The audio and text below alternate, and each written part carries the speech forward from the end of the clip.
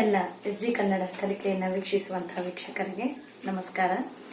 ಕಳೆದ ವಿಡಿಯೋದಲ್ಲಿ ನಾವು ನಾಮಪದಗಳಲ್ಲಿ ಇರುವಂತಹ ನಾಮ ಪ್ರಕೃತಿಗಳಲ್ಲಿ ಬರುವಂತಹ ಸಹಜಿತ, ಸಹಜ ಮತ್ತು ಸಾಧಿತಗಳ ಬಗ್ಗೆ ನಾವು ತಿಳ್ಕೊಂಡ್ವಿ. ಅದರಲ್ಲಿ ಬರ್ತಕ್ಕಂತಹ ನಾಮ ಪ್ರಕೃತಿಗಳಲ್ಲಿ ಸಹಜ ಪ್ರಕೃತಿಗಳನ್ನಷ್ಟೇ ನಾವು ತಿಳ್ಕೊಂಡಿದ್ದೀವಿ. ಮುಂದಿನ ಒಂದು ವಿಡಿಯೋಗಳಲ್ಲಿ ನಾವು ಸಾಧಿತ ಪ್ರಕೃತಿಗಳನ್ನು ತಿಳ್ಕೊಳ್ಳೋಣ. ಅದರಲ್ಲಿ ಬರ್ತಕ್ಕಂಥವು ಕೃದಂತ, ತದ್ದಿತಾಂತ ಮತ್ತು ಸಮಾಸ. ನಾ ಮುಂದಿನ ತರಗತಿಯಲ್ಲಿ ಅವುಗಳನ್ನು ಹೇಳ್ಕೊಡ್ತೀನಿ. ಅದಕ್ಕೂ ಮುಂಚಿತವಾಗಿ ನಮಗೆ ಸಂಧಿಗಳಂದ್ರೆ ಏನು, ಯಾವ ಒಂದು ಪದಗಳನ್ನು ಸೇರಿಸಿದ್ರೆ ಸಂಧಿ ಆಗುತ್ತೆ ಅನ್ನೋದನ್ನ ಈ ಭಾಗದಲ್ಲಿ ಅಥವಾ ಈ ವಿಡಿಯೋದಲ್ಲಿ ನಾವು ನೋಡೋಣ. ಸಂಧಿ ಅಂತಂದ್ರೆ ಎರಡು ಅಕ್ಷರಗಳು ಕಾಲ ವಿಳಂಬವಿಲ್ಲದೆ, ಅಂದ್ರೆ ಅಲ್ಲಿ ಯಾವುದೇ ಸಮಯವನ್ನ ತಗೋಬಾರದು, ಕಾಲ ವಿಳಂಬವಿಲ್ಲದೆ ಅರ್ಥ ಕೆಡದಂತೆ ಕೂಡುವುದಕ್ಕೆ ಅಥವಾ ಸೇರಿಕೊಳ್ಳುವುದಕ್ಕೆ ನಾವು ಸಂಧಿ ಅಂತ ಕರೀತೀವಿ.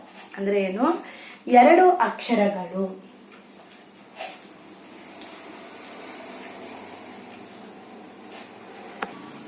ಇಲ್ಲಿ ಅಕ್ಷರಗಳೆರಡು ಅಥವಾ ಎರಡು ಅಕ್ಷರಗಳು ಕಾಲ ವಿಳಂಬವಿಲ್ಲದೆ ಅರ್ಥಕ್ಕೆ ಅನುಸಾರವಾಗಿ ಸೇರುವುದಕ್ಕೆ ಸಂಧಿ ಅಂತ ಕರಿತೀವಿ. ಅದೇ ರೀತಿಯಾಗಿ ನಾವು ಕೇಶಿರಾಜನ ಶಬ್ದಮಣಿ ದರ್ಪಣದಲ್ಲಿ ನಾವು ಸಂಧಿ ಅಂದ್ರೆ ಏನು, ಯಾವ ರೀತಿಯಾಗಿರುವಂತಹ ಸಂಧಿಗಳಾಗ್ತಾವು ಅನ್ನೋದನ್ನ ನಮ್ಮ ವ್ಯಾಕರಣಕಾರ ಕೇಶಿರಾಜ ಹೇಳ್ತಾನೆ. ಎರಡು ಫಲವು ವರ್ಣಂ ಪರಸ್ಪರಂ ಕೂಡುವಂದ ಮದೆ ಸಂಧಿ, ವಲಂ ಸ್ವರರಹಿತ ವ್ಯಂಜನಮು ಪರವರ್ಣಮನೈದು ತೀರ್ಪುವ ಸಂಹಿತೆಯೋ. ಇದನ್ನ ನಾವು ಶಬ್ದಮಣಿ ದರ್ಪಣ ಸೂತ್ರ 59ರಿಂದ ನಾವು ಸಂಧಿ ಅಂದ್ರೆ ಏನು, ಯಾವ ರೀತಿಯ ಸಂಧಿಗಳನ್ನ ನಾವು ಮಾಡಬಹುದು, ಯಾವ ಅಕ್ಷರಗಳನ್ನ ನಾವು ತಗೊಂಡು ಸಂಧಿ ಮಾಡಬಹುದು ಅನ್ನೋದನ್ನ ನಮ್ಮ ಕೇಶಿರಾಜನ ಒಂದು ಶಬ್ದಮಣಿ ದರ್ಪಣದಲ್ಲಿ ನಾವು ತಿಳ್ಕೊಬಹುದು. ಹಾಗಾದ್ರೆ ಅಲ್ಲಿ ಅವರು ಹೇಳ್ತಾರ ಸ್ವರ ವ್ಯಂಜನ. ಇಲ್ಲಿ ನಾವು ಹೇಳ್ಬಹುದು ಏನು ಅಂತಂದ್ರೆ ಎರಡು ಅಕ್ಷರಗಳು ಅಥವಾ ಅಕ್ಷರಗಳೆರಡು ಅಂತ ಹೇಳ್ತಾ ಇದ್ದಾರ. ಅಲ್ಲಿ ಸ್ವರ ಇರಬಹುದು, ಎರಡು ಸ್ವರಗಳು ಸೇರಿ ಒಂದಕ್ಕೊಂದು ಜೊತೆಯಾದರೆ, ಕೂಡಿದರೆ, ಅರ್ಥಕ್ಕನುಸಾರವಾಗಿ ಕೂಡಿದರೆ ಅದಕ್ಕೆ ನಾವೇನಂತ ಹೇಳ್ತೀವಿ, ಸ್ವರ ಸಂಧಿ ಅಂತ ಹೇಳ್ತೀವಿ. ಯಾವುದು, ಸ್ವರ ಸಂಧಿ. ನಂತರ ಸ್ವರ ಮತ್ತು ವ್ಯಂಜನ, ಸ್ವರ ಮತ್ತು ವ್ಯಂಜನವನ್ನ ಸೇರಿ ಮಾಡಿದ್ರೆ ಅಲ್ಲಿ ವ್ಯಂಜನ ಸಂಧಿ ಆಗುತ್ತೆ. ನಂತರ ವ್ಯಂಜನ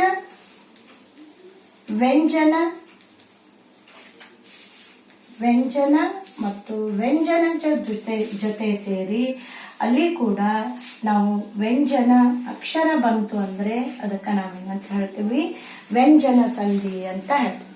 ಹಾಗಾದ್ರೆ ಇಲ್ಲಿ ಒಂದು ನಾವು ವಿಚಾರವನ್ನ ತಿಳ್ಕೋಬೇಕು. ಯಾವುದು ಅಂತಂದ್ರ ಸಂಧಿ ಆಗ್ಬೇಕಾದ್ರೆ ಒಂದು ಸ್ವರ ಸೇರಿದಾಗ ಒಂದು ಸ್ವರ ಏನಾಗ್ಬೇಕು, ಲೋಪ ಆಗ್ಬೇಕು.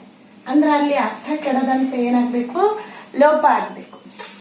ಇಲ್ಲ ಅಂದ್ರೆ ಸ್ವರ ಜೊತೆ ಸೇರಿದಾಗ ಅಥವಾ ಸ್ವರ ವ್ಯಂಜನ ಜೊತೆ ಸೇರಿದಾಗ ಅಲ್ಲಿ ಒಂದು ಸ್ವರ ಅಥವಾ ಒಂದು ವ್ಯಂಜನ ಏನಾಗ್ಬೇಕು, ಆಗಮ ಆಗ್ಬೇಕು, ಬರಬೇಕು ಅಂತ ಹೇಳಿ. ಅದೇ ತರ ಒಂದು ವ್ಯಂಜನ ಅಥವಾ ಇನ್ನೊಂದು ವ್ಯಂಜನ, ಒಂದು ಸ್ವರ ಅಥವಾ ಇನ್ನೊಂದು ಸ್ವರ, ಒಂದು ವ್ಯಂಜನ ಜೊತೆ ಸೇರಿ ಸಂಧಿ ಆದಂತಹ ಸಂದರ್ಭದಲ್ಲಿ ಅದರ ಜಾಗದಲ್ಲಿ ಬೇರೆ ಒಂದು ಪದ ಅಥವಾ ಬೇರೊಂದು ಅಕ್ಷರ ಬಂತು ಅಂದ್ರೆ ಅದಕ್ಕೆ ಆದೇಶ ಅಂತ ಕರಿತೀವಿ.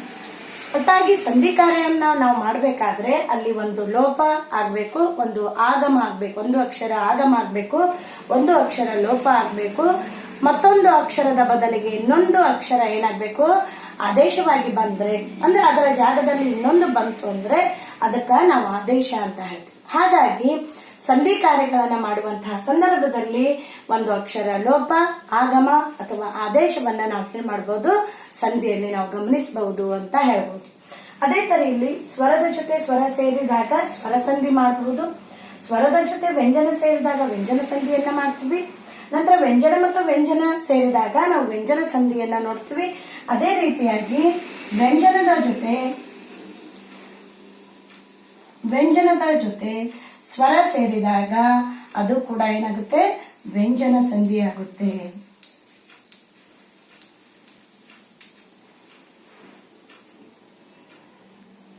ಅದೇ ರೀತಿ ಸ್ವರ ವ್ಯಂಜನ ಸೇರಿದಾಗ ಸ್ವರ ಸಂಧಿ ಅಥವಾ ವ್ಯಂಜನ ಸಂಧಿ ಅಂತ ನಾವು ಹೇಳಿದ್ವಿ. ಕೆಲವೊಂದು ಸಮಯದಲ್ಲಿ ಏನಾಗುತ್ತೆ ಅಂದ್ರೆ ವಿಸರ್ಗ, ಎಲ್ಲರಿಗೂ ಗೊತ್ತು ವಿಸರ್ಗ ಅಂದ್ರೆ ಆಹಾ, ವಿಸರ್ಗದಿಂದ ಕೂಡಿ ಒಂದು ವಿಸರ್ಗ ಒಂದು ಸ್ವರ ಅಥವಾ ಒಂದು ವಿಸರ್ಗ ಅಥವಾ ಒಂದು ವ್ಯಂಜನ ಇದು ಸೇರಿ ಅದಕ್ಕೆ ಏನಂತ ಕರಿತೀವಿ, ವಿಸರ್ಗ ಸಂಧಿ. ಅಂದ್ರೆ ವಿಸರ್ಗದಿಂದ ಆಗುವ ಸಂಧಿಯನ್ನ ನಾವು ವಿಸರ್ಗ ಸಂಧಿ ಅಂತ ಕೂಡ ನಾವು ಕರಿತೀವಿ. ಹಾಗಾದ್ರೆ ಸಂಧಿ ಅಂದ್ರೆ ಅಕ್ಷರಗಳೆರಡು ಅಥವಾ ಎರಡು ಅಕ್ಷರಗಳು ಕಾಲ ವಿಳಂಬವಿಲ್ಲದೆ ಅರ್ಥಕ್ಕೆ ಅನುಸಾರವಾಗಿ ಸೇರುವುದಕ್ಕೆ ನಾವು ಸಂಧಿ ಎಂದು ಕರೆಯುತ್ತೇವೆ.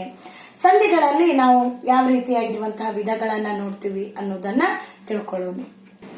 ಈಗ ಸಂಧಿಗಳಿದಾವು. ಸಂಧಿಗಳನ್ನ ನಾವು ಎರಡು ರೀತಿಯಾಗಿರುವಂತಹ ವಿಧಗಳನ್ನ ಮಾಡ್ತೀವಿ. ಯಾವ್ಯಾವು ಅದರಲ್ಲಿ ಅಂದ್ರೆ ಮೊದಲನೇದಾಗಿ ಕನ್ನಡ ಸಂಧಿಗಳು. ಯಾವುದು? ಕನ್ನಡ ಸಂಧಿಗಳು. ನಂತರ ಬರೋದು ಸಂಸ್ಕೃತ ಸಂಧಿಗಳು ಅಂತ ಹೇಳ್ತೀವಿ. ಕನ್ನಡ ಸಂಧಿಗಳು ನಂತರ ಸಂಸ್ಕೃತ ಸಂಧಿಗಳು ಅಂತ ನಾವು ಏನ್ ಮಾಡ್ತೀವಿ, ವಿಧಗಳನ್ನಾಗಿ ಮಾಡ್ತೀವಿ. ಹಾಗಾದ್ರೆ ಇಲ್ಲಿ ಕನ್ನಡ ಸಂಧಿಗಳಲ್ಲಿ ಮತ್ತೆ ಎರಡು ವಿಧಗಳನ್ನ ಮಾಡ್ತೀವಿ. ಅದೇ ತರ ಸಂಸ್ಕೃತ ಸಂಧಿಯಲ್ಲೂ ಕೂಡ ಎರಡು ವಿಧವನ್ನ ನೋಡ್ತೀವಿ. ಅದು ಯಾವುದು ಅಂತ ಅಂದ್ರೆ ಸ್ವರ ಮತ್ತು ವ್ಯಂಜನ. ಸ್ವರ ಮತ್ತು ವ್ಯಂಜನ. ಸಂಸ್ಕೃತ ಸಂಧಿಯಲ್ಲೂ ಕೂಡ ನಾವು ಸ್ವರ ಮತ್ತು ವ್ಯಂಜನ ಅಂತ ಹೇಳಿ ಎರಡು ರೀತಿಯಾಗಿರುವಂತಹ ವಿಧಗಳನ್ನ ನೋಡ್ತೀವಿ. ಇಲ್ಲಿ ಸಂಧಿಗಳನ್ನ ಎರಡು ರೀತಿಯಲ್ಲಿ ನೋಡ್ತೀವಿ. ಯಾಕಂದ್ರೆ ಕನ್ನಡ ಭಾಷೆಯಲ್ಲಿ ಕನ್ನಡ ಪದಗಳಷ್ಟೇ ಅಲ್ಲದೇನೆ ಸಂಸ್ಕೃತ ಪದಗಳು ಕೂಡ ಸೇರಿರ್ತಾವು. ಹಾಗಾಗಿ ಅದರ ಮೂಲಕ ಕನ್ನಡ ಪದಗಳಿರುವಂತಹ ಕನ್ನಡ ಅಕ್ಷರಗಳಿರುವಂತಹ ಸಂಧಿಗಳಲ್ಲಿ ನಾವು ಸ್ವರ ಮತ್ತು ವ್ಯಂಜನ ಅಂತ ಹೇಳಿ ಎರಡು ವಿಧಗಳನ್ನ ಮಾಡ್ತೀವಿ. ಅದೇ ತರ ಸಂಸ್ಕೃತದಲ್ಲಿ ಸ್ವರ ಮತ್ತು ವ್ಯಂಜನ ಅಂತ ಎರಡು ವಿಧಗಳನ್ನಾಗಿ ಮಾಡ್ತೀವಿ. ನಂತರ ಕನ್ನಡ ಸಂಧಿಗಳಲ್ಲಿ ಸ್ವರ ಸಂಧಿಗಳು ಯಾವ್ಯಾವ ಬರ್ತಾವೆ? ಒಟ್ಟಾಗಿ ಕನ್ನಡ ಸಂಧಿಯಲ್ಲಿ ಎಷ್ಟು ಬರುತ್ತೆ? 3 ಸಂಧಿಗಳು ಬರ್ತಾವು. ಆ 3 ಸಂಧಿಗಳಲ್ಲಿ ಸ್ವರ ಸಂಧಿಗಳು 2 ಬರುತ್ತೆ, ವ್ಯಂಜನ ಸಂಧಿ 1 ಬರುತ್ತೆ. ಅದೇ ತರ ಸಂಸ್ಕೃತ ಸಂಧಿಗಳಲ್ಲಿ 7 ಸಂಧಿಗಳು ಬರ್ತಾವು. 7 ಸಂಧಿಗಳಲ್ಲಿ ಸ್ವರ ಸಂಧಿಗಳು 4 ಬರ್ತಾವು. ಅದೇ ತರ ವ್ಯಂಜನ ಸಂಧಿಗಳು 3 ಬರ್ತಾವೆ. ಹೌದು, ಪ್ರತಿಯೊಂದನ್ನು ನಾವೇನ್ ಮಾಡೋಣ, ಡಿಟೇಲ್ ಆಗಿ ಅವುಗಳ ಮಾಹಿತಿಯನ್ನ ನೋಡ್ಕೊತ ಹೋಗೋಣ. ಹಾಗಾದ್ರೆ ಇಲ್ಲಿ ಸ್ವರ ಸಂಧಿಗಳಲ್ಲಿ ಮೊದಲನೇ ಒಂದು ಸಂಧಿ ಯಾವುದು ಅಂದ್ರೆ ಲೋಪ ಸಂಧಿ. ಲೋಪ ಸಂಧಿ. ನಂತರ ಎರಡನೇ ಒಂದು ಸ್ವರ ಸಂಧಿ ಯಾವುದು ಅಂದ್ರೆ ಆಗಮ ಸಂಧಿ. ಆಗಮ ಸಂಧಿ. ಅದೇ ತರ ವ್ಯಂಜನ ಅಂದ್ರೆ ಕನ್ನಡ ಸಂಧಿಗಳಲ್ಲಿ ವ್ಯಂಜನದ ಜೊತೆ ವ್ಯಂಜನ ಸೇರಿದಾಗ ಆಗುವಂತಹ ಒಂದು ಸಂಧಿಗೆ ನಾವು ವ್ಯಂಜನ ಸಂಧಿ ಅಂತ ಹೇಳ್ತೀವಿ. ಅದಕ್ಕೆ ಒಂದು ಉದಾಹರಣೆ ಯಾವುದು? ಆದೇಶ ಸಂಧಿ ಅಂತ ಹೇಳ್ತೀವಿ. ಅರ್ಥ ಆಯ್ತು? ಕನ್ನಡ ಸಂಧಿಗಳಲ್ಲಿ 3 ಇದಾವು. ಅದರಲ್ಲಿ ಸ್ವರ ಸಂಧಿಗಳು 2, ಆಮೇಲೆ ವ್ಯಂಜನ ಸಂಧಿಗಳು 1. ಇಲ್ಲಿ ಮೂರನೇ ಸಂಬಂಧಿ ಪದದಲ್ಲಿ ಒಂದು ಪ್ರಶ್ನೆ ಬರುತ್ತೆ. ಏನಪ್ಪಾ ಅಂದ್ರೆ ಸ್ವರ ಸಂಧಿಗಳು ಅಂತ ಕೊಟ್ಟು ಲೋಪಸಂಧಿ ಅಂತ ಕೊಟ್ರು. ಸ್ವರ ಸಂಧಿಯೊಳಗೆ ಲೋಪಸಂಧಿ ಅಂತ ಕೊಟ್ರು. ಹಾಗಾದ್ರೆ ವ್ಯಂಜನ ಸಂಧಿ ಅಂತ ಕೊಡ್ತಾರೆ, ಡ್ಯಾಶ್ ಬಿಡ್ತಾರೆ. ಅದಕ್ಕೆ ನೀವೇನ್ ಆನ್ಸರ್ ಬರೀಬೇಕಾಗುತ್ತಾ? ಆದೇಶ ಸಂಧಿ. ಯಾಕಂದ್ರೆ 1ನೇ ಪದಕ್ಕೆ 2ನೇ ಪದ ಸಂಬಂಧಿಯಾಗಿರುತ್ತೆ. ಅದೇ ರೀತಿಯಾಗಿ 3ನೇ ಪದ ಆಗಿರುವಂತಹ ವ್ಯಂಜನ ಸಂಧಿಗೆ ಆದೇಶ ಸಂಧಿ ಅನ್ನುವಂಥದ್ದು ಉದಾಹರಣೆಯಾಗಿರುತ್ತೆ. ಆದ್ರೆ ಇರೋದು ಅದು ಒಂದೇ ವ್ಯಂಜನ ಸಂಧಿ, ಮತ್ತೆ ಬೇರೆ ಯಾವುದು ಕನ್ನಡ ಸಂಧಿಗಳಲ್ಲಿ ಒಂದೇ ಇರೋದು, ಅದು ವ್ಯಂಜನ ಸಂಧಿ. ಇದರ ಮೇಲೆ ಸಾಕಷ್ಟು ಪ್ರಶ್ನೆಗಳನ್ನ ಕೇಳಬಹುದು. ಲೋಪ ಸಂಧಿ ಉಲ್ಟಾನು ಕೊಡಬಹುದು. ವ್ಯಂಜನ ಸಂಧಿ ಅಂತ ಹೇಳಿ ಆದೇಶ ಸಂಧಿ ಕೊಡಬಹುದು, ಅಥವಾ ಆದೇಶ ಸಂಧಿ ಅಂತ ಹೇಳಿ ವ್ಯಂಜನ ಸಂಧಿ ಅಂತ ಕೊಡ್ತಾರೆ. ಆಗಮ ಸಂಧಿ ಅಥವಾ ಲೋಪ ಸಂಧಿ ಅಂತ ಕೊಟ್ಟು ಡ್ಯಾಶ್ ಬಿಡ್ತಾರೆ. ಅವಾಗ ಏನ್ ಬರೀಬೇಕು? ಸ್ವರ ಸಂಧಿ. ಹೌದು, ಅರ್ಥ ಆಯ್ತು? ಕನ್ನಡ ಸಂಧಿಗಳಲ್ಲೇನೆ ಈ ರೀತಿ ಪ್ರಶ್ನೆಗಳನ್ನ ನಮಗೆ ಕೇಳ್ತಾರ ಅಂತ ಹೇಳ್ಬೋದು. ನಂತರ ಸ್ವರ ಸಂಧಿಯೊಳಗೆ ಇದರಲ್ಲಿ ಸಂಸ್ಕೃತದಲ್ಲಿ ಇರುವಂತಹ ಸ್ವರ ಸಂಧಿಗಳು 4. ಆ 4ಗಳಲ್ಲಿ ಯಾವ್ಯಾವ ಬರ್ತಾವು ಅಂದ್ರೆ ಮೊದಲನೇದು ಸವರ್ಣ ದೀರ್ಘ, ಸವರ್ಣ ದೀರ್ಘ. 2 ಗುಣಸಂಧಿ, 4 ವೃದ್ಧಿ ಸಂಧಿ,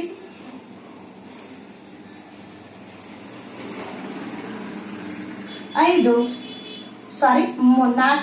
ಎಣ್ ಸಂಧಿ. ಇಲ್ಲಿ ಸ್ವರ ಸಂಧಿಗಳಲ್ಲಿ, ಅದು ಸಂಸ್ಕೃತದಲ್ಲಿ ಸ್ವರ ಸಂಧಿಗಳು 4 ಇದಾವ ಅಂತ ಹೇಳಿದೆ. ಅದರಲ್ಲಿ ಮೊದಲನೇದು ಸವರ್ಣ ದೀರ್ಘ ಸಂಧಿ, 2ನೇದು ಗುಣಸಂಧಿ, 3ನೇದು ವೃದ್ಧಿ ಸಂಧಿ, 4ನೇದು ಎಣ್ ಸಂಧಿ. ಹಾಗಾದ್ರೆ ಇಲ್ಲಿ ವ್ಯಂಜನ ಸಂಧಿಗಳು 3 ಇದಾವೆ. ಯಾವ್ಯಾವ 3 ಅವು ಅಂತಂದ್ರೆ, ಮೊದಲನೇದು ಜಸ್ತ್ವ ಸಂಧಿ,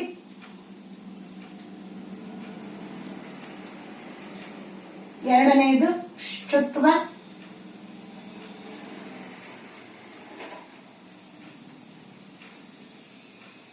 3ನೇದು ಅನುನಾಸಿಕ. ಇಲ್ಲಿ ಸಂಸ್ಕೃತ ಸಂಧಿಗಳಲ್ಲಿ ಮತ್ತೆ ನಾವು 2 ವಿಧಗಳನ್ನ ಮಾಡಿದ್ವಿ. ಒಂದು ಸ್ವರ, ಇನ್ನೊಂದು ವ್ಯಂಜನ ಅಂತ ಹೇಳಿ. ಸ್ವರ ಸಂಧಿಗಳಲ್ಲಿ 4 ಸಂಧಿಗಳು ಬರ್ತಾವು. ಒಂದು ಸವರ್ಣ ದೀರ್ಘ ಸಂಧಿ, 2 ಗುಣಸಂಧಿ, 3 ವೃದ್ಧಿ ಸಂಧಿ, 4 ಎಣ್ ಸಂಧಿ. ಸಂಸ್ಕೃತ ಸಂಧಿಗಳಲ್ಲಿ ವ್ಯಂಜನ ಸಂಧಿಗಳು 3 ಬರ್ತಾವು. ಅದು 1ನೇದು ಜಸ್ತ್ವ, 2ನೇದು ಶ್ಚುತ್ವ, 3 ಅನುನಾಸಿಕ. ಒಟ್ಟಾಗಿ ನಾನು ಏನ್ ಮಾಡಿದ್ದೀನಿ ಇಲ್ಲಿ ನಿಮಗೆ ಸಂಧಿಗಳು ಯಾವ್ಯಾವ ಬರ್ತಾವು, ಕನ್ನಡ ಸಂಧಿಗಳು ಎಷ್ಟಿದಾವು, ಸಂಸ್ಕೃತ ಸಂಧಿಗಳು ಎಷ್ಟಿದಾವು ಅನ್ನೋದನ್ನ ನಾವೇನ್ ಮಾಡಿದ್ವಿ, ಒಂದು ಸಣ್ಣದಾಗಿರುವಂತಹ ನಕಾಶೆ ಮೂಲಕ ಸಂಧಿಗಳು ಯಾವ್ಯಾವ ಇದ್ದಾವು ಅನ್ನೋದನ್ನ ನಾನು ಇವತ್ತಿನ ವಿಡಿಯೋದಲ್ಲಿ ತೋರಿಸಿದ್ದೀನಿ.